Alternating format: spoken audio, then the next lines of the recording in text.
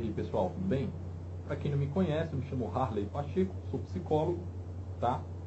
E hoje a nossa aula vai ser sobre psicologia e behaviorismo radical, tá? Bem, hoje a gente vai falar sobre o que aconteceu com o behaviorismo radical e se ele realmente resistiu ao surgimento do cognitivismo.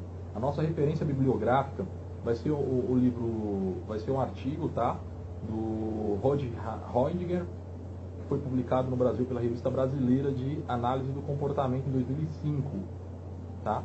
Bem, eu não sei se você sabe, mas se você não sabe, você vai saber agora. Em 2005 foi o centenário aí do Skinner, né?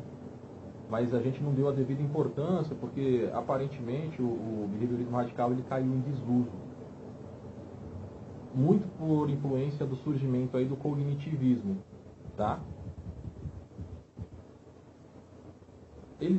Existem argumentos ainda que dizem que no decorrer da história o cognitivismo foi ganhando força por conta da maneira como ele se preocupava com coisas que eram importantes para a sociedade, né?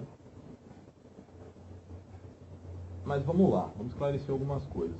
Acho que o behaviorismo foi a primeira linha da psicologia que transformou a psicologia realmente em uma ciência naturalista. E tentou fazer isso por muitos anos e até conseguiu, com Skinner. Né? Evidentemente que teve uma época aí, logo quando o Skinner lançou o livro dele que falava do comportamento operante, a posição do comportamento dentro da psicologia e dentro da ciência teve aí um boom e tornou algo muito relevante. Né? Hoje, o que existe aí é uma caricatura da história da psicologia, onde os psicólogos parecem acreditar que o behaviorismo sumiu. Só que isso é mentira, tá? Isso não existe, tá? Isso é coisa de gente leiga. Tá? Porque o behaviorismo radical ele é muito forte, muito presente ainda na vida das pessoas. E você vai perceber isso no decorrer do texto, né? No decorrer que a gente vai falando e conversando e avaliando o que o autor escreveu.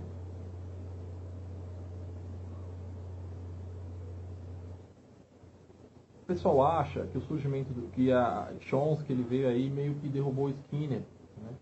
Só que isso não é verdade, tá? Porque ainda hoje os experimentos de Skinner eles são muito usados para justificar questionamentos e para ajudar a encontrar respostas para problemas e questões que são prementes na sociedade. Então, partindo desse princípio, a gente tem que perguntar, beleza, mas e aí, o que houve com o behaviorismo? O pessoal diz que o declínio do behaviorismo é um advento da revolução intelectual dos jovens, tá? Dos jovens cientistas que queriam provar do sabor da revolução. Porque esses jovens cientistas eram cientistas cognitivistas e rigorosos, né? Que criam teorias provocativas. Além de que muitas coisas, eles estão sempre fora do interesse comportamentalista, focando em atenção, em percepção, tá? Uma coisa interessante que a gente precisa notar é que nada foi mostrado de errado no behaviorismo até hoje. Está em 2016 e nada mostrou nada de errado no behaviorismo. Por mais que os caras falem, por mais que critiquem, ninguém consegue dizer nada de errado em relação ao behaviorismo, tá? Pode ficar tranquilo. É uma das poucas linhas da psicologia que sofrem críticas pra caramba, que sofrem crítica, mas que não acharam nada de inconsistente no que foi feito, no que foi produzido. Opa, coloquei minha mão aqui, desculpa. Mas enfim, né? É interessante que na década de 70, os analistas, né, as análises behavioristas estavam se tornando muito microscópicas. E aí, por isso, ela começou a estudar muito poucas coisas, né, em vez de manter focos em problemas centrais e críticos aí para a sociedade. Isso é uma crítica que eu faço, inclusive, ao behaviorismo naquela época. Hoje isso mudou um pouco. Acho que por conta das pressões sociais que a gente vive no nosso dia a dia. O cara está falando no artigo, o autor ele quis dizer, foi o seguinte: na década de 70, o behaviorismo estava dando tão certo que os caras ficaram muito bitolados, estudando muito detalhadamente as coisas. Os caras perdiam muito tempo em microscopizar o estudo, quando na verdade ele tinha que se preocupar com coisas que são muito mais relevantes para a sociedade, como achar a cura para algum distúrbio, como ajudar a ressocializar um sujeito, percebe? Essa crítica eu fiz, o Heidegger fez lá, eu também faço hoje, só que eu digo que hoje isso mudou. Fora que na década de 70 os psicólogos aí, eles não estavam focando a história da aprendizagem, que era algo que o Chomsky, que é cognitivista, chegou e bateu forte. Sem pensar que muito do que a gente faz hoje, eles não pensavam nisso, é consequência, né, do que a gente aprende, e do modelo, de como a gente interage com o aprendizado. Né? E os cognitivistas, eles pegaram isso e foram substituindo, né, foram abordando esse leque que a gente não estava pegando.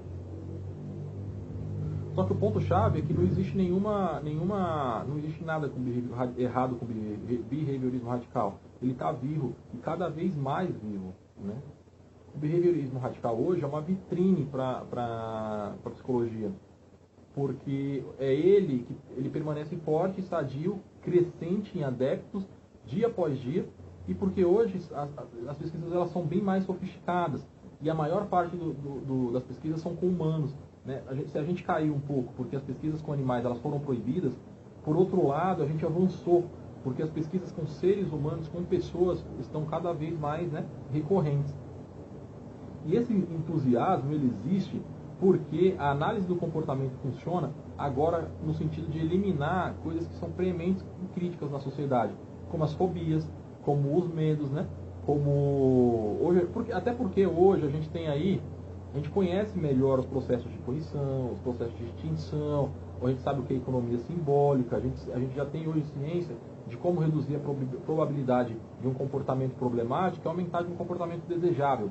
Então hoje, muito pelo contrário, o behaviorismo está muito mais forte. Prova disso é a força que o ITCR, eu não faço parte, não estudei lá, mas conheço algumas pessoas que estudam e já ouvi muito falar. É o Instituto de Terapia de Descontingência de Campinas. Os caras estão mandando bala, os caras estão num nível muito alto de conhecimento, né? Porque, assim, o behaviorismo radical hoje, ele conseguiu focar no que eles não focavam na década de 70, que era justamente essas questões aí de preocupação, de problemas sociais, né?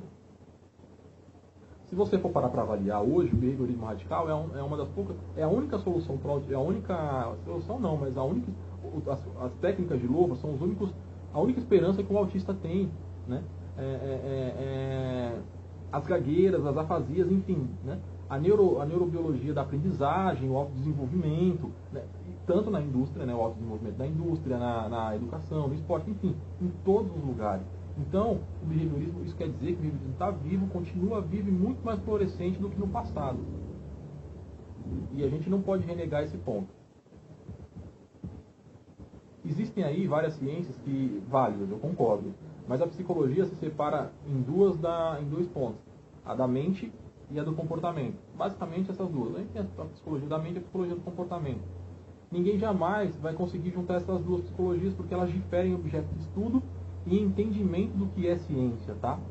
Às vezes a gente pensa assim, poxa, por que a gente não pega um pouquinho da psicanálise e um pouquinho do behaviorismo? Que não dá certo, tá? Porque isso não existe. Os cognitivistas eles tentam fazer isso, mas isso é um problema para eles mesmos. O objeto de estudo de cada um é diferente. A visão de mundo é diferente. Como que você, behaviorista, vai atuar com alguns princípios da psicanálise se você nem acredita em mente? Percebe? Se você nem acredita que existe inconsciente, tá? O behaviorismo radical, ele é menos discutido hoje porque ele venceu já o debate intelectual. No sentido mais estrito, todos os psicólogos que conduzem pesquisas empíricas são behavioristas. Vai analisar o currículo Lattes desses caras, dos pesquisadores. A maioria deles são behavioristas radicais. Mesmo os experimentalistas de máxima orientação cognitiva, eles estudam algum tipo de comportamento. Então, a gente não tem aí várias discussões sobre behaviorismo, porque o assunto já, intelectualmente falando, já está decidido. O bagulho é pau, é ciência, entendeu? Tanto que a gente consegue replicar aí em diferentes pessoas, em diferentes condições. Tudo que a gente fala na behaviorismo, a gente consegue provar e comprovar em laboratório. Que é uma deficiência do cognitivismo e da psicanálise, e de todas as outras linhas. Hoje em dia, os estudos da neurociência e do cognitivismo são comportamentais e incluem medidas de comportamento. cientistas eles querem descobrir os princípios partindo da análise experimental simples e elegante. Já os cognitivistas eles procuram evidências que permitam convergência entre as observações de comportamento e o funcionalismo interno do sistema mental. De novo, isso é isso eu não vou dizer que é bobagem, eu não vou dizer. Eu já falei, mas eu retiro, inclusive. Só vou dizer que isso não é inconsistente quando você fala cientificamente, porque você está mesclando aí duas visões de mundo que elas nem percebem. De novo, como você vai acreditar em mente se você nem acredita em mente?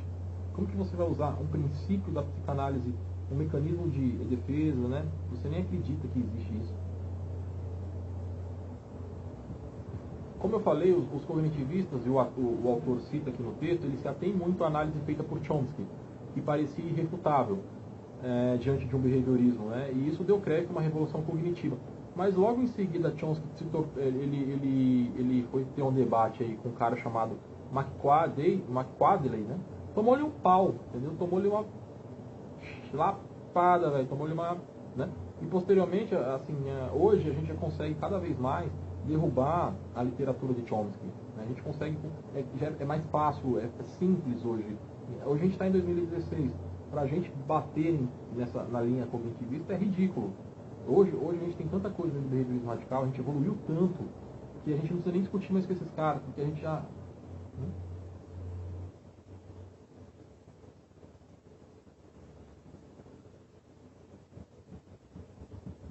Bem, uma coisa que eu posso dizer é que o behaviorismo radical, ele vai logo mais, ele vai ter um retorno ao centro das tendências de psicologia, porque ele já está começando, ele já começou e inseriu dentro das suas teorias a questão do aprendizado.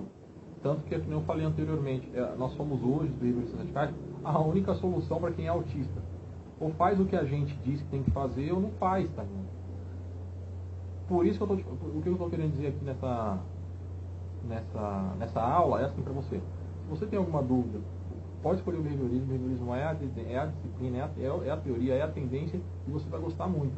E se por algum motivo você acha que ele caiu em desuso, isso é besteira, tá? Ele não caiu em desuso, ele está sendo muito usado e cada vez mais a gente atuando em cima dos problemas sociais, em demanda da sociedade, a gente está evoluindo e o behaviorismo crescendo.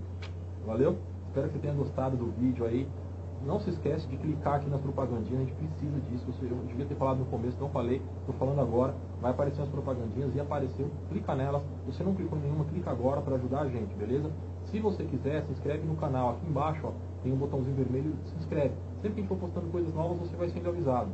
Se tiver alguma dúvida, pode perguntar, a gente responde. Se você sabe mais do que a gente, nem precisava ter assistido o vídeo, né? E se quiser fazer alguma elogio, alguma crítica, faça. Agora crítica, baixo calão não, por favor. Valeu? Show de bola.